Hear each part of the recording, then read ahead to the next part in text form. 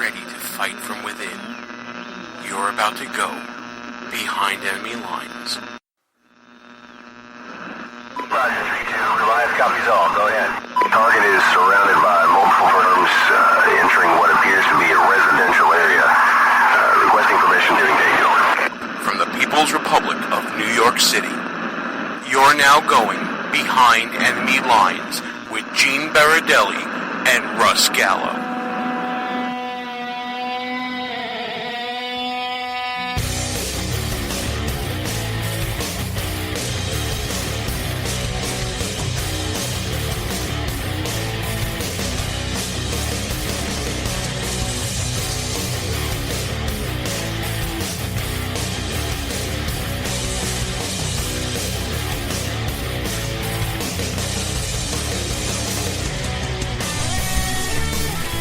And you are now behind enemy lines.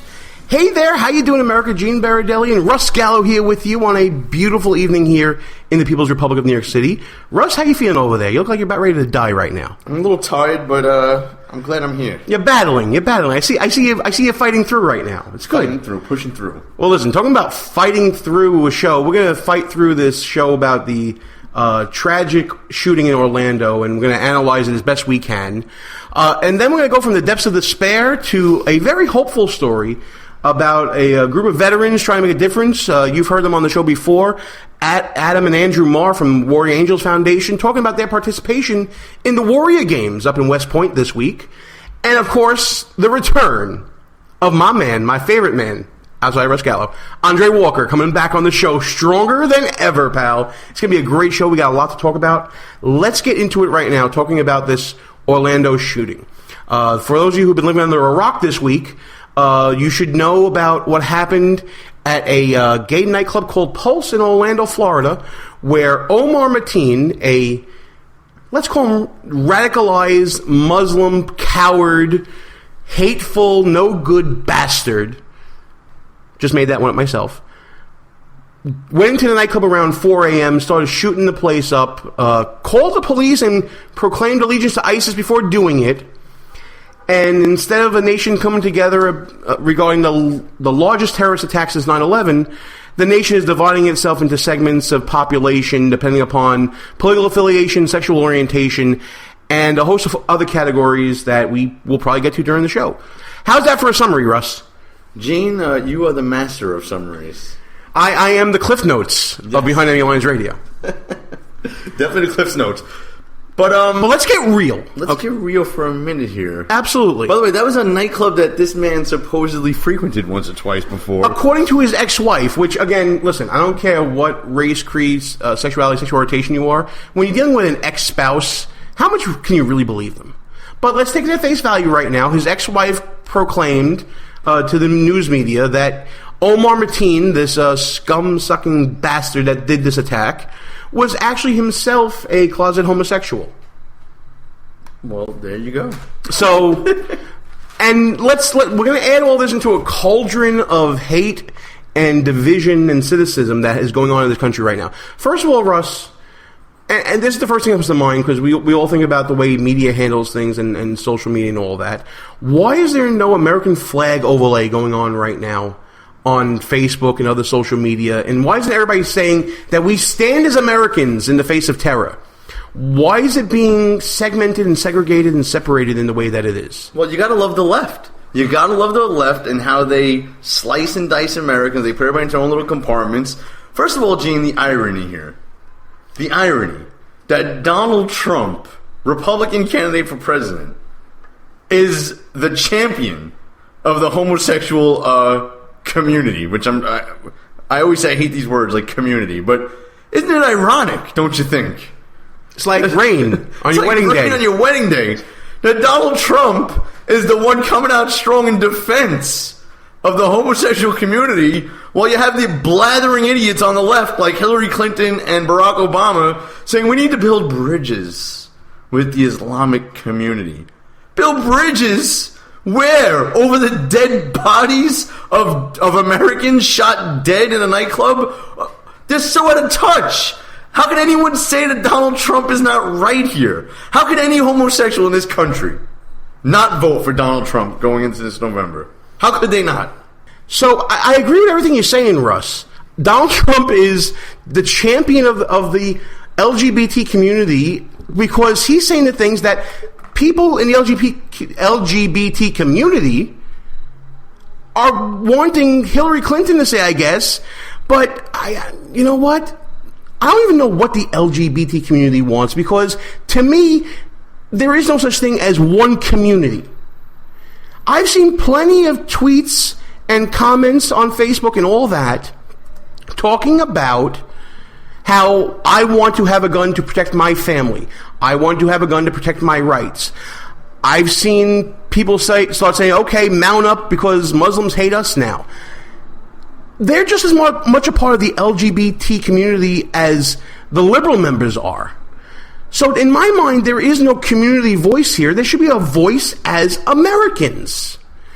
Americans were attacked by a domestic terrorist. American lives were lost. This is like, and you know, before I get off on the rant about Second Amendment and gun control and all that, this is the perfect opportunity for someone to unite, but the left just wants to divide. They divide upon, you know, sexual orientation, culture, political point of view, and of course the issue of gun control, which we'll get to in a second. But you're absolutely right. Donald Trump, he probably had the best comments that everybody wanted to hear, no matter what community you were in. I don't think Donald Trump went far enough, but it's a good start. Here's what I would have said as master of race relations and yes, Russ is the master of diversity on the show. So first of all, here's my little message to the LG ABCDEFG community out there. Stop worrying about nonsense. Stop arguing about which bathrooms your people should be allowed to use, and stop comparing little old lady Christians who don't want to bake cakes at your gay weddings to Muslims who bust into your nightclubs and slaughter you. There's no comparison. Wake up. Wake the hell up. I don't think I can add anything to that. Yeah, it's time for a wake-up call. And this was a wake-up call because, as Russ has said on this show, it's not so much the Christian conservative that you have to worry about. You don't have to worry about them. They're not going to come kill you. They might not bake a cake for you. They might not serve you a Chick-fil-A sandwich on a Sunday. That's about the worst you're going to get. Speaking of which, Chick-fil-A opened up on Sunday to serve food to people who are donating blood for the tragedy down in Florida. Hat tip to Chick-fil-A. Absolutely right. Okay, so you know what? Let's get to the elephant in the room, the meat and potatoes that we always like to talk about here. And this is the left's crusade against guns, when they really should be talking about Islamic terrorism and issues that actually matter. Well, as we all know, Gene, it was an AR-15 that did it. No, it wasn't. Oh, no, it wasn't. Listen, for days we've been it was a 6-hour rifle. Well, that's the same thing. Well, listen, a 6-hour and an AR-15 are exactly the same, except for the fact that they are exactly not the same. So they got the gun wrong. But let's forget about that for a moment. This is a guy who followed every gun control law on the book, except for one. And that one was the Florida ordinance that said if they're serving alcohol in there, you're not allowed to have a gun. But unfortunately for everybody else in there, they were all law-abiding citizens, but apparently. You know what? Gene, you don't need guns in a bar or anywhere else. The police are there to protect you. Oh, the police got called 3 times before this happened, right? Where were they to protect them? And they got there immediately and responded to the shooting 3 hours later immediately. So, I mean, that's it. All you have to do in a case where a madman breaks into a gun-free zone is survive for roughly 3 hours, and then the police will come barging through a wall or a door or a window to rescue you. I don't think that's unreasonable, Gene. I think that anyone should be able to survive against an armed madman for at least 3 hours. Without any weapon on them. Without any weapon on them until the police can get there. I think that's reasonable. I think that's what Hillary Clinton wants and Barack Obama says that we should be able to live with. I think it's reasonable. But let's analyze the gun control laws that this guy did follow. Omar Mateen had a concealed carry license from the state of Florida. Omar Mateen was a licensed security guard that could carry on and off duty. Omar Mateen went through background checks to purchase guns legally from a gun shop in Port St. Lucie, Florida. Omar Mateen was on the government's radar as a known sympathizer of terrorist points of view. He was seen cheering by friends during the 9/11 attacks. He was plotting this out according to family members and contemplating this. And his name was Omar Mateen, for God's sake. I know that doesn't matter. I was just about to add that, but that's sorry. okay. No. Okay, that doesn't matter. It does matter because, listen. No. Janet Smith, 93-year-old lady in a wheelchair, deserves the same scrutiny, Gene. The same scrutiny as 29-year-old Omar Mateen. No. You're a racist. Mateen. Let's get the crackpot's name right. Mateen, whatever, Gene. You're a racist. I'll have none of that on this show. I like that rhyming there. None of that. I'm sorry. I don't know where I went wrong. But the point being, gun control laws would not have prevented this tragedy from happening. Restricting guns, it's being done in Florida. It's happening. Laws are on the books. The background checks happened. When are we going to just start realizing that there is such a thing as evil in the world? Well, he bought his gun at a gun show loophole, didn't he? No, he didn't. Oh, he didn't. No, he went through the background check. Oh, I thought the NRA and the gun hole. Clearly the NRA signed this guy up, delivered him into Orlando, and ordered him to use that gun against unarmed civilians. I see. You know, it had to be that. So I'm trying to understand why Wayne LaPierre is not in jail at this moment for that. Yeah, I mean, the fiercest defenders of that community, supposedly the Democratic Party. I wonder where those voters are going to go now in November. Well, some may go to Donald Trump, like we've been saying, because he had the strongest statements that I saw from anyone. I mean, when you have a president that can't even utter the phrase radical Islam, let alone Islamic terrorism, I'm sorry, but you disqualify yourself from the presidency of the United States if you support that point of view. And Hillary Clinton, aside from actually saying the words Islamic extremism or Islamist extremism, whatever she says, it's the exact same carbon copy here. Look, I'm not one to stand on the death of anyone when it comes to politics. I know Russ Gallo is one to do that. That being said, when your reaction to this is so different than the rest of the world, what qualifies you to be a world leader? Russ, when the Paris attacks happened in France, what was the reaction of Hollande and France? They went after ISIS with bombs. When the same thing happened with Russia and Vladimir Putin, what was Putin's reaction when ISIS came knocking on his door? He bombed ISIS mercilessly, and to the point where the U.S. had to step in and say, whoa, what are you doing? When President Obama has a domestic terrorist attack happened here, he fails to call it what it is, does nothing except blame guns, and does this schadenfreude nonsense, blaming our own culture for someone else from another culture coming to kill us. Come on already, man. This should be self-disqualifying. Look, by the way, we got a chat room going here, folks, when we do our live show Tuesdays on Spreaker at 10 p.m., at www.BehindEnemyLinesRadio.us. As I'm looking in the chat room, in big capital letters, there's a comment from our friend Andre Walker saying, even the French took action. Are we now lower than the French when it comes to domestic policy? Or even foreign policy? Come on. Is anyone else tired of the Obama condescension towards the American people? The superiority complex is palpable, isn't it? He still calls them ISIL when he's the only one left calling them ISIL and everyone else calls them ISIS. Like, it's so condescending. And he comes on TV and today he's talking about, well, what difference would it make if we called them Islamic extremists or Islamic radicals? What difference would it make? Would it make them rethink what they're doing? No, Mr. President, it might not. But I'll tell you what, sticking your head in the sand ain't helping. All right? If during World War II, Franklin Roosevelt refused to acknowledge the existence of Nazis, called them Central Europeans, and refused to acknowledge that maybe not all Germans were Nazis, but all Nazis were German at the time, where would we be, Mr. President? How can you solve any problem? Just from a fundamental standpoint, think about your own life. How can you solve any problem if you refuse to identify what the problem is? The problem is not gun control laws. The problem is not the production of rifles. The problem is not people that are law-abiding getting access to these weapons to protect themselves and use them for a lawful purpose.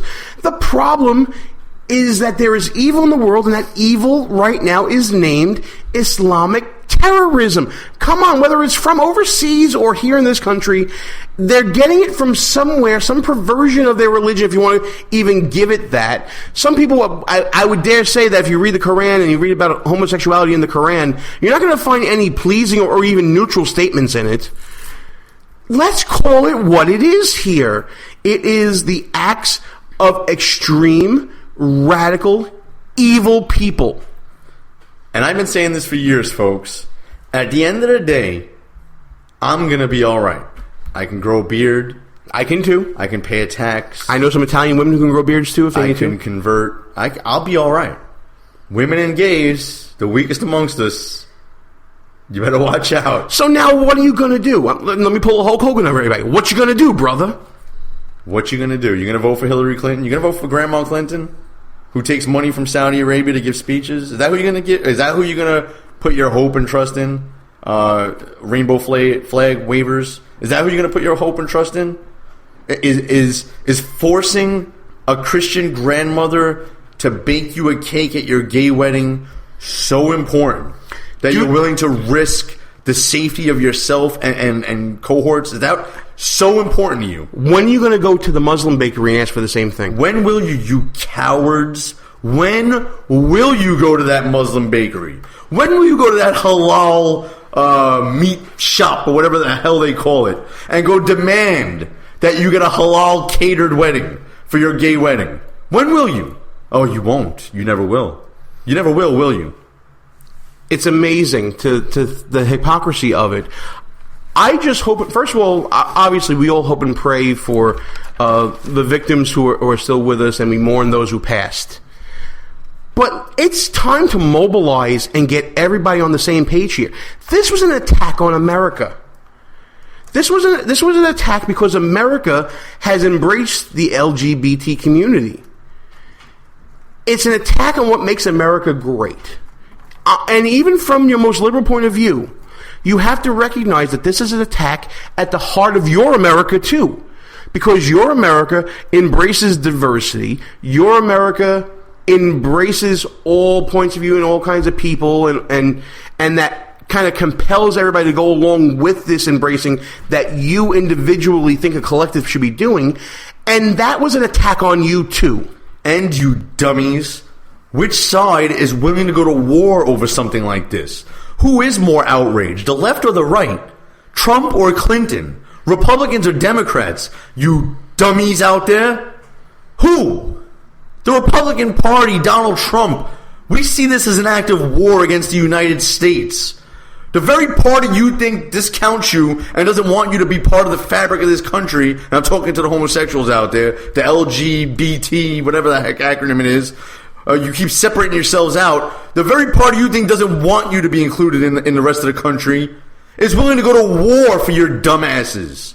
And yet, who do you throw your support behind? Clinton? Obama? Bernie Sanders? The very people who would like to brush this under the rug and were hoping to call this workplace violence or some other nonsense. Wake the hell up before you're gone. Wake up. A few comments from the chat room, then we're going to take a quick break. We got a whole bunch of different points of view. Well, not different points of view. They're all the same. Everybody's saying they're getting on the Trump train in the chat. I like that. The comment from our friend Dano saying that he had high-level security clearance once upon a time and still had to go through background checks for a weapon. This guy was an FBI target at one time, but still managed to get a security guard position and was able to possess guns. I don't think that's a failure of our system. It may be a failure of the application of the system. The laws are probably okay. I think the laws are okay on the books that we have now. Something maybe fell through the cracks there, or maybe the fact that he was cleared by the FBI, and the FBI didn't do their job. That's something to discuss maybe later on in the second segment when we go through this stuff, Russ. Go ahead. Yeah, just real briefly, though, if I fill out an application for security clearance with the United States government, and I put on that I'm a member of, I don't know, the KKK, I'm going to have an issue getting my security clearance, right? It's a free country. You could be a part of whatever organization you want to be.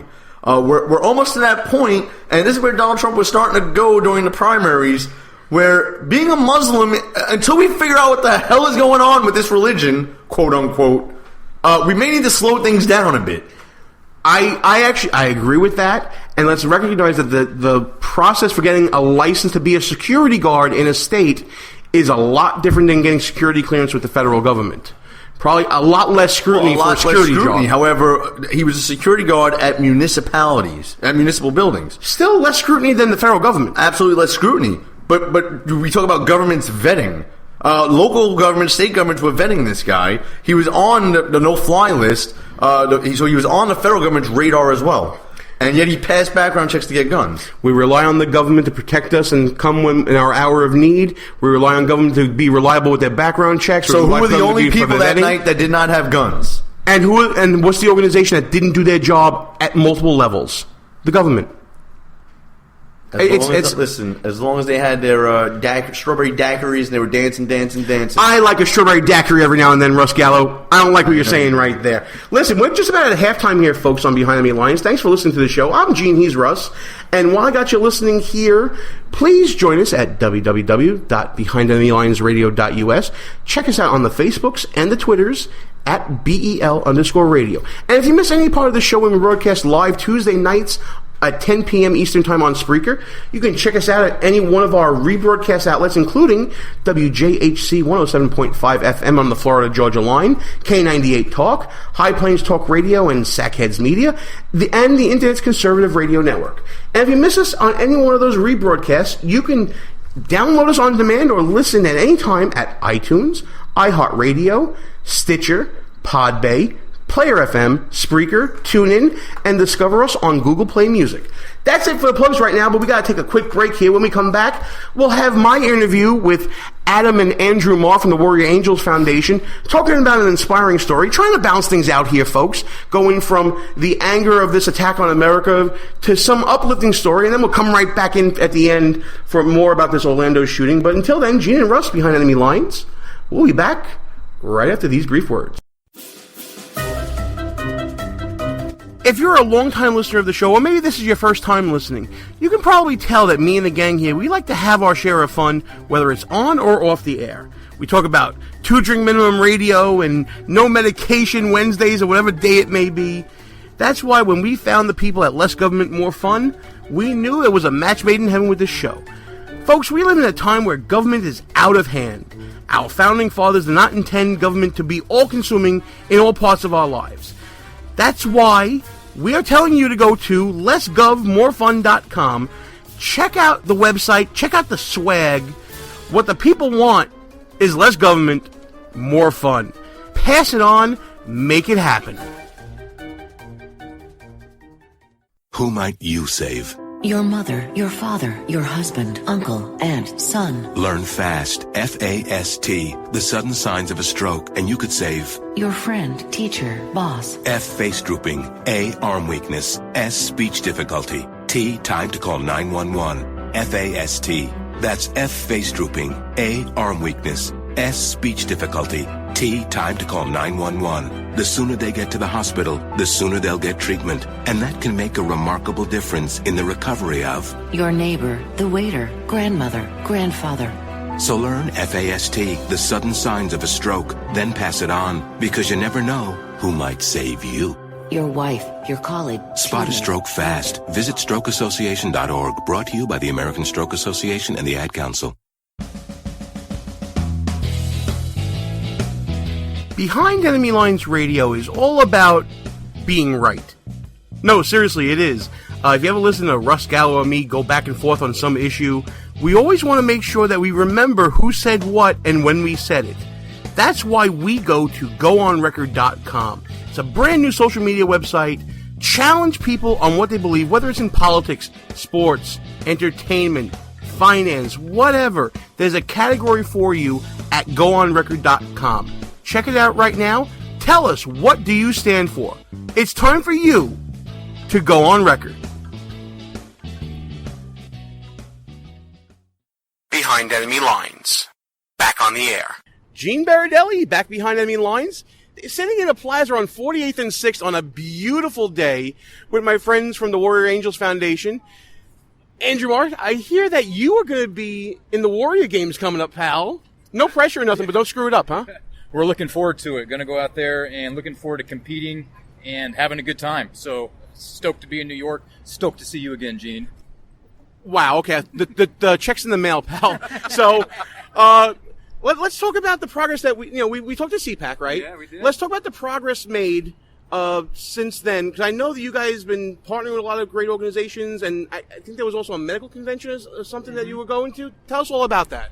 Well, what's been going on is we're challenging the status quo by offering a superior alternative, and we're doing that by setting up our own network of physicians that can treat the underlying condition for traumatic brain injury and post-traumatic stress. And so that's what you're talking about. You're talking about the physician training. We trained 42 physicians in Orlando last month. Yep. Phenomenal turnout. Most of those physicians were former military, so veterans. And Dr. Gordon, the top neuroendocrinologist in the world, is the one who taught the class. And so now we're expanding our network, so it's not just Dr. Gordon. So we're having additional 80 doctors throughout the country that are able to treat our veterans, and that's what we're all about.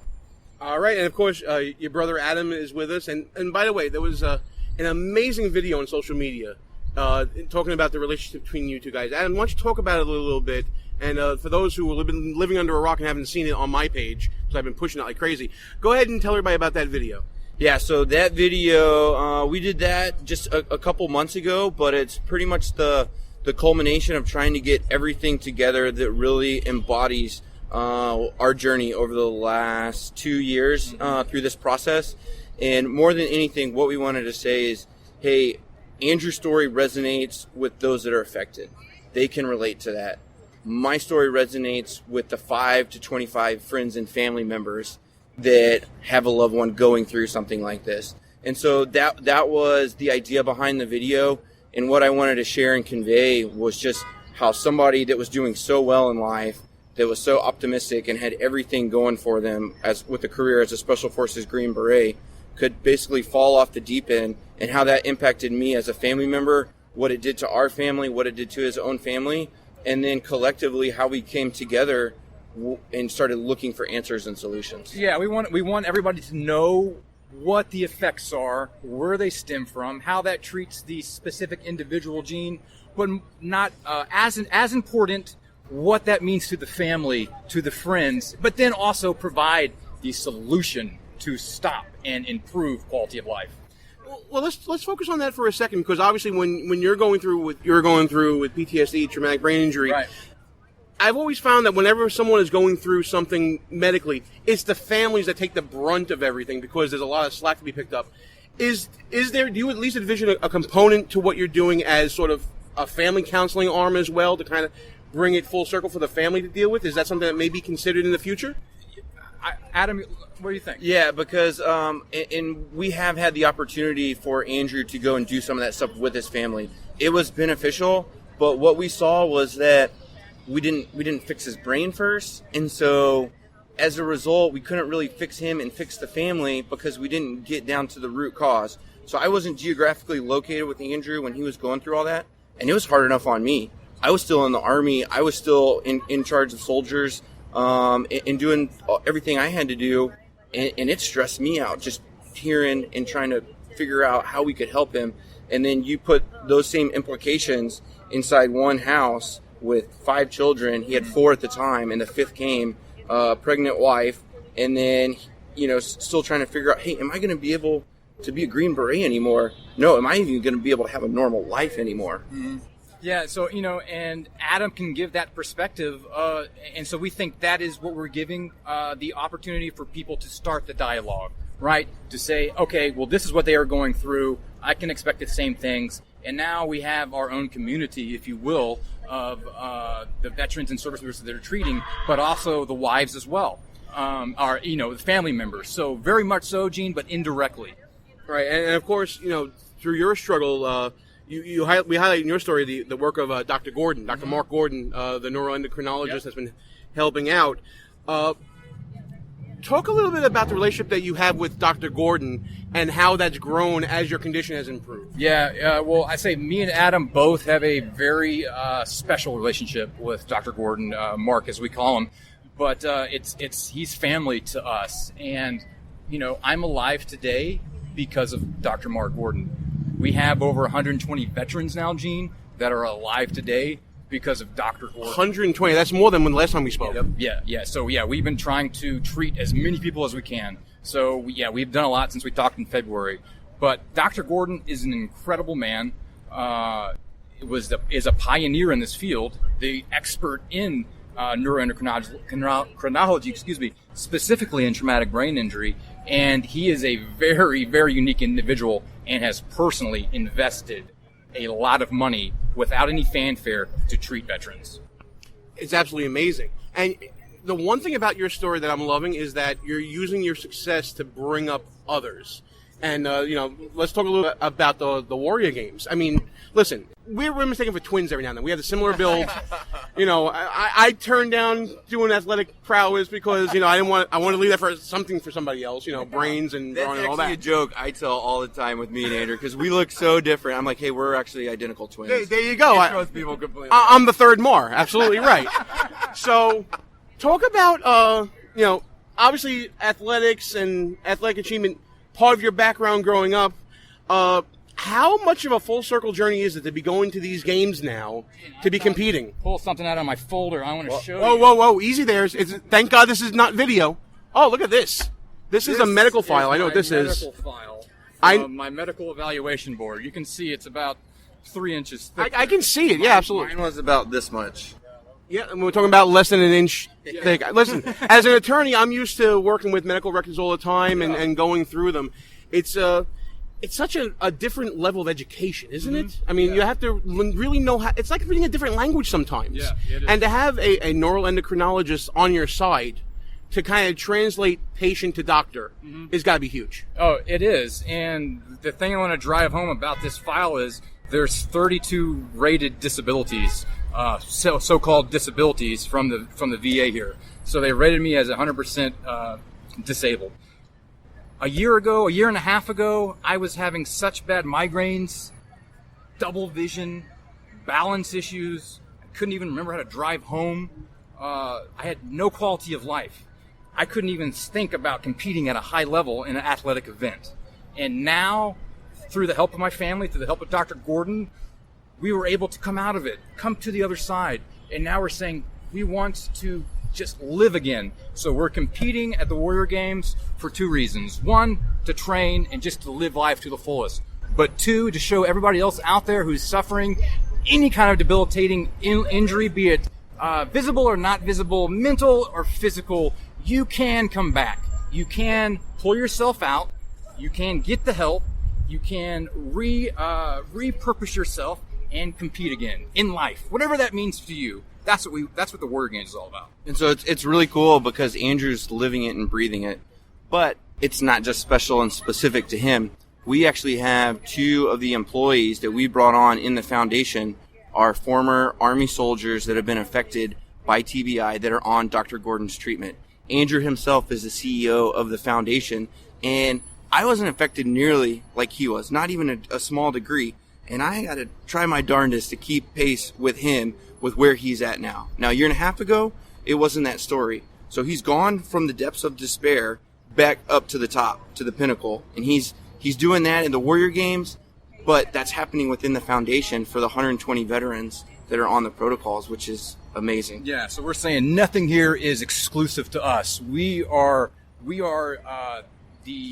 magnifying what's going on at a big level now, and with help from people like Eugene, that is surging and going to run rampant through the country as we heal those who need healing. Well, obviously, to reach the goals of reaching as many veterans as possible. I mean, 120 is great for the few months that we've been talking. We want to get that number 10 times up there very quickly. We want to ramp this up as quickly as possible. Let's talk about getting money and people involved, because that's kind of my job here, right? Yeah. I'm a big believer in what you guys are doing. I never advocate for people to give money unless they want to. This is one time I'm saying, folks, open your wallets up. It's time. I rarely ask you guys. Warrior Angels Foundation, this is an organization I believe in. My company's going to be giving money to it right after this interview. And let's talk about how we can get in touch with you guys, how to get involved, social media, and all that stuff, Adam. Well, we had a really cool story that happened actually just right before we met up with you. And this is part of that veteran outreach right before we get into the money. And this was a regional director from Wounded Warrior Project up in Alaska reached out and contacted us. He was a former EOD, so same kind of line of work as Andrew. And I asked him how he found out about us, because he was inquired about our foundation. And he said, well, I stay on top of TBI and PTS, and I'm constantly reading the latest to understand it better and help our veterans better. In these last 2 weeks, I've come across all of your stuff, and it's incredible what you guys are doing. We want to bring you guys up. We have 800 veterans that are getting together, and we want to be able to offer and talk Warrior Angels Foundation with them. So this is somebody who's an organization that has some bad publicity lately. We've been asked about them all the time. We do have Warrior in our name, very different organizations. But for them to come and validate what we've already seen, what the results are already showing, is incredible. So the other side of that is we're going to have so many veterans that need this, and we can't do it without the organic donations. That's how we run. That's how we operate. Yeah, and so we've set this thing up, Gene. We run a business, and it is a nonprofit, but we run it like a business. And our business model is immaculately incredible. And the way we do it is we don't need a brick and mortar facility. We don't need to send our people to a doctor's office or any of that. So what we do for the process is once somebody is cleared for funding, we send them a lab kit from our lab in Florida. They receive it at their physical location at their house. We send a mobile phlebotomist to their house to draw their blood. The phlebotomist sends that back to Florida. They're gonna run and get that data, send that data to Dr. Gordon in California. He's gonna write a detailed report, send it to you via FedEx, and email it to you as well. We will then do a Skype consultation, a one-on-one. He's gonna go everything that he's found in detail, so you have a really good understanding of what's going on. And then we'll talk about the protocols that we're going to instill to treat the underlying condition. After that, he'll send us an invoice. We'll pay it. And so we've brought world-class care to the veteran or service member wherever they're at, without having to leave their home, without having to go to a doctor's office or wait in a waiting line. And we're so incredibly proud that we've brought that to them. Yeah, we do it all through the website, www.waftbi.org. That's www.waftbi.org. And from there, you can go and fill out and apply for this treatment.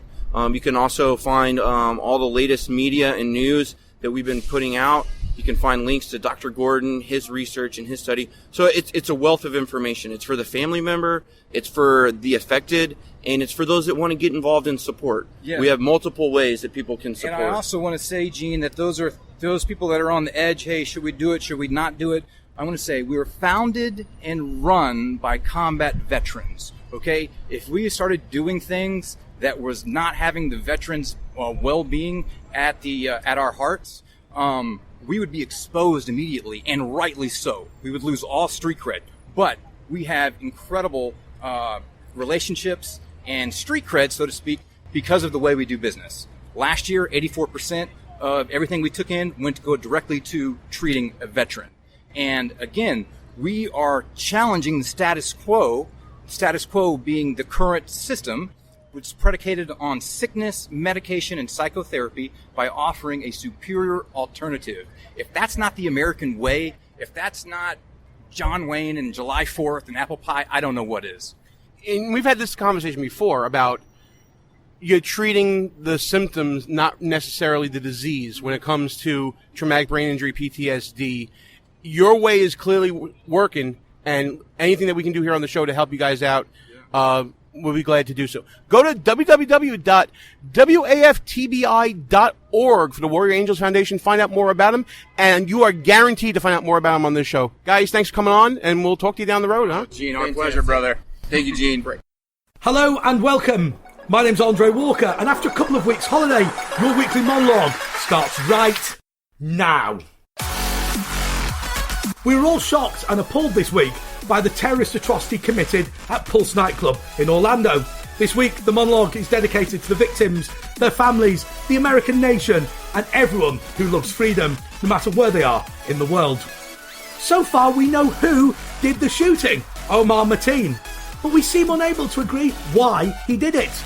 Liberals claim he was merely a deluded homophobe, rather than anti-American, 7th century, sexually repressed, camel-bothering and cowardly Islamo-fascist. By the way, I came up with that definition myself, and I'm extremely proud of it. Amazingly, despite Mateen having said himself he was a follower of the Islamic State, his dad Sadiq claimed the attack had nothing to do with Islam. He even said his son wasn't a proper Muslim. And you know what the reason he said he wasn't? That little Omar didn't even have a beard. Well, listen, Sadiq. Ellen Burstyn doesn't have a beard either, and she's still a Muslim. Yeah, I didn't know that either. Thank you, Wikipedia. Isn't Burstyn great in House of Cards, playing Claire Underwood's mom, by the way? Apparently, her character persuades the First Lady to get back together with the President in a cynical attempt to run for Senate. Sorry, is this even bothering to pretend to be fiction? Or is it just an historical account with all the names changed? It's starting to remind me of Primary Colours without the increasingly ridiculous war paint John Travolta insists on wearing on camera. It's bad, John. You've just got to get rid of it. It's really bad. If Hillary wins the election, Bill Clinton, of course, becomes the First Lady. He'll be the most manly First Lady since Hillary Clinton. Hang on. Does that mean the two ugliest First Ladies in history will have had sex? Regular sex, in the White House, all over the White House. It just doesn't bear thinking about, but as this is the monologue, we're going to try. Perhaps it's time, once again, for Hillary to feel the burn. This time, it's the Oval Office carpet burn that she really used to love all those years ago. Of course, Hillary and her chums are keen to curtail the Second Amendment in order to stop acts of terrorism. Piers Morgan took to Twitter to say that almost all mass shootings in America were committed with assault weapons. Well, of course, they're mass shootings. They're done with big guns. Was that ever in any dispute? 100% of baseball bat attacks are done with baseball bat, Piers. Did you know that? If that's the best analysis Liberals can come up with, we're in for a very, very, very long summer. That's the monologue. Just time to announce last week's poll results. Every pollster in the country asked the British people whether they wanted to leave the EU next week, and the majority of them said yes. We all know Vote Leave uses red as its colour, so I'd like to say that that's yet another example of a red nation rising. Until next week, goodbye. Check out Andre's column at townhall.com. Check him out on Twitter at Andre JP Walker. And read Andre's work here, Behind Enemy Lines. Now back to the show. Gene and Russ, back behind enemy lines. We want to thank Andre Walker for coming back to the show. It's been a long time coming. We're glad he's back. And we were discussing Andre's but I wanted to thank stuff. Andre It's great. first that I don't think we've mentioned Hillary and carpet burn in at least 6 months on the show. It's been a while. Thank you for bringing it back. Reset that clock. Absolutely. I'm nauseous, by the way. Thank you, sir. But Russ has a suggestion for a segment on the show involving Andre. Go ahead and discuss that. I real want to quick. do something where Gene and I say the same exact thing, and then have Andre say it and see who sounds more educated or whatnot. You know what I mean? Well, exactly. For some reason, when I say things or Gene says things, people kind of like... Yeah, right, whatever. Off. Yeah, right, whatever. But then when Andre says something almost the same, he's so distinguished. He sounds so smart. I want to see that. I'm dying to see what the outcome of that is. And Andre said that he is actually his idea, and he's 100% down to do it. And by the way, my request for next week's monologue is definitely going to be about the new mayor in London. Please, we briefly chatted about it in the chat room earlier, Andre. Give us the lowdown on your views on that. Absolutely. And by the way, check out andrewalker.uk, his new website, which we got to add into the plugs later on as well. Back on topic, though, Russ, and before we get back on topic, actually, thank you to Andrew and Anna Marr from Warrior Angels Foundation. They're doing some great work. You'll be hearing more from them in the weeks and months to come this year and beyond. We're going to get behind them in a big way, Russ, for sure. Back on topic. This Orlando shooting, where do we go from here now? Are voters of this LGBT quote-unquote community going to give a new look at Donald Trump as a result? I think it's almost inevitable. I mean, at the end of the day, every group of people in the United States puts one thing above all else: remaining alive. That's usually your number one priority when you go to the poll booth. Let's see. Keeping money maybe a little higher, but yeah, staying alive is kind of like the goal of life. I mean, let's just put it this way. George Bush lost the popular election in his first election. He lost it against Al Gore. After 9/11, George Bush's popularity was through the roof.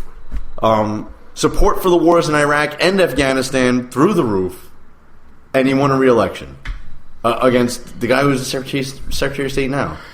But the difference between then and now is this attack seems to have been targeted at a certain segment of the population.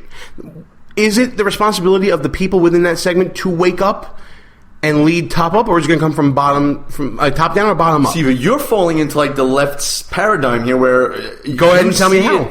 As a segment of the population, and dare I say, like Ted Cruz almost sees things like where there's New York values and everything else. And by the way, I'm still a Ted Cruz guy, and there are New York values. But 9/11 happened in New York City. I didn't hear Texans saying, well, it's that segment of the population that needs to wake up because it's all liberals in New York City that were attacked. No, the right doesn't say things like that. The right sees this attack in Orlando, the attack on 9/11, the Fort Hood shooting, I can go on and on San Bernardino, as attacks against this country. It's only the left that slices and dices Americans into smaller groups where we can just write them off then. That's not what the right does, and that's not what this country's about. And if you don't believe that, take a look at the initial reaction on social media. Again, we talked about this earlier, when we were talking about Pray for Orlando and all that. Did you see an American flag in a lot of those memes, or did you see a rainbow flag? And that sickened me, because I was watching the TV, and I see in San Francisco they had some gay pride parade, and I get it's a gay pride parade, but every time they mention Orlando, they're waving the rainbow flag. What country does that represent? Stop it already. Stop it. Become part of the winning team. Get on board. And I'm not just talking about Trump. I'm talking about join the American team. What the hell's wrong with you people? And I think that's the point. I think we've kind of nailed it. When you pray for Orlando, it's an American issue. When the attack in Paris happened, everyone had Paris flags overlaid on their Facebook profile picture. Remember that stuff, guys? When the attacks happened in other places outside of America, you see that country uniting in their national identity and looking to get their pound of flesh, so to speak, from the terrorists, to try to eradicate the terrorist element that hurt their nation, their people. America better wake up, man. I mean, listen, 9/11 was an attack on America. The attack in Orlando is an attack on America, because what is more American lately than the idea that there is an equality between people who are gay and straight? If there is such an equality as Russ is saying, then you're an American first, and everything else comes later. You're an American. Look at the left, Gene. Look at what they do. They shut down, or try to shut down, Donald Trump rallies. They attack Trump supporters, attack them openly while the police watch. That's despicable, by the way. The people who run those police departments ought to be ashamed of themselves. And what flags do they wave at these anti-Trump rallies? Look what the left does on college campuses. But what flags, Gene, before you go? What flag do they wave? At the anti-Trump rallies while they're beating up mostly white Donald Trump supporters. I mean, there are all kinds of flags, but one of them is a rainbow flag. The freaking Mexican flag at the Trump things. In California, yes. I don't know about other places. And the Bernie flags, all this other crap. But they don't wave American flags to the left. Why not? All right, they burn American flags whenever they do have them. Diana in the chat room got your question right, so Diana's now 1 point ahead of me. But what you were talking about just now about the Trump rallies made me think about what's going on college campuses when you have progressives and lefties blocking access to arenas and discussions where conservative speakers are invited to speak. One of them, by the way, a conservative gay activist in Milo Yamdana from Breitbart. Sorry, Milo, I don't know how to pronounce your last name. I'll get on that real soon.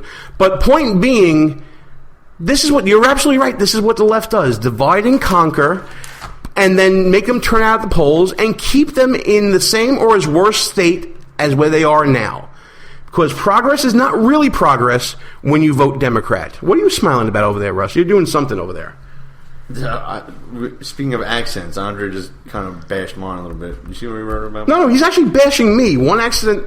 Okay, Russ sounds like a more intelligent Rocky. That's pretty good. I like that. Hey, yo, how you doing?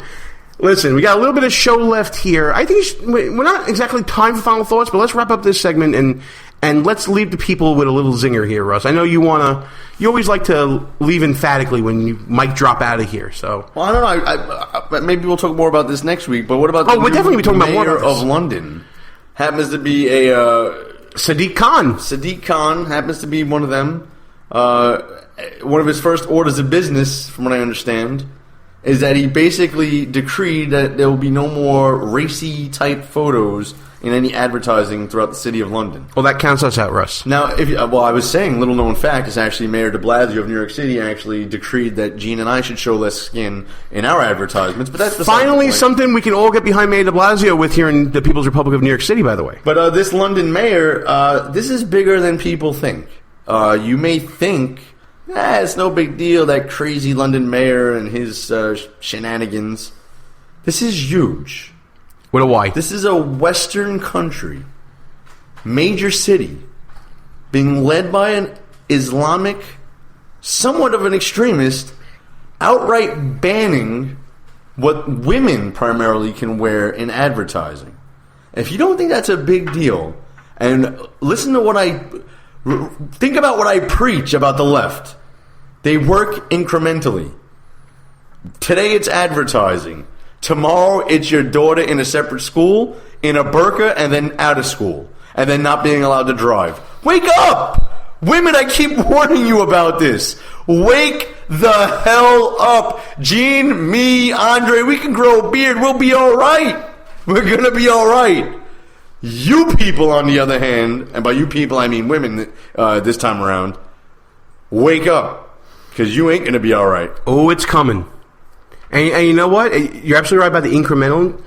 And here's what I think we should be doing right now, Russ. I think every white guy out there, talk to one woman out there. Not just find out their number, but let them know that if and when the time comes, they're going to rely on you. They're going to laugh you off, of course.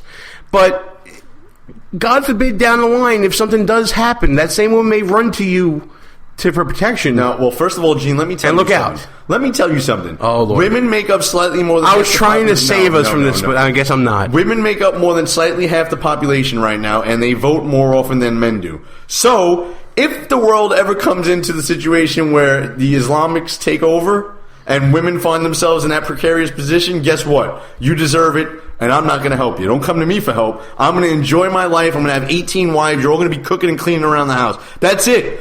This is your chance to stop it now. Once it happens, don't come to me. I'm not picking up a rifle to fight for you. You need to pick up a rifle and stand a post now. And you know what? If you don't think it may happen, about a week ago, we never thought that an attack at a gay bar would happen in Orlando, Florida.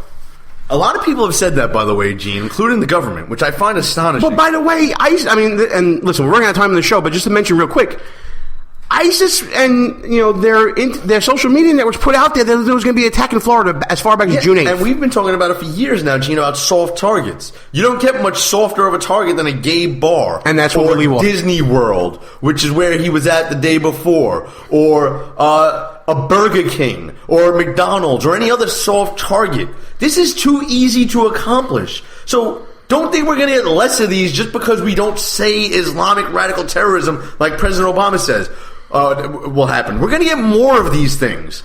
As they get on TV and people realize how easy this is, that you cannot harden every target, and your gun-free zones are idiotic, there's going to be more of these. So wake the hell up. Get rid of gun-free zones. Arm yourself. Take these idiots out as soon as they start doing this nonsense. And for God's sakes, don't wait for government to act. Act yourself. You got your own brain, don't you? Use it for once. 49 people killed. The man had to reload several times. Somebody needs to do something. Come on. And with that, we're going to end this show. Great job, pal. But it's time to shut this sucker down. And I want to thank everybody for listening. I want to thank Adam and Andrew Marr from Warrior Angels Foundation coming on the show. Russ, you ready to shut this sucker down or what? Stop all immigration from Muslim terrorist sponsoring countries until we figure out what the hell is going on. Get on the Trump train now, people. Good night, folks. We'll be back next week. Our position's been compromised. It's time to roll out. Report for debriefing at www.behindenemylinesradio.us and look for regular communications via Facebook and Twitter at BEL_radio. You are the resistance. Behind Enemy Lines. A Rock Radio production. Copyright 2016. Back in 7 days. Out.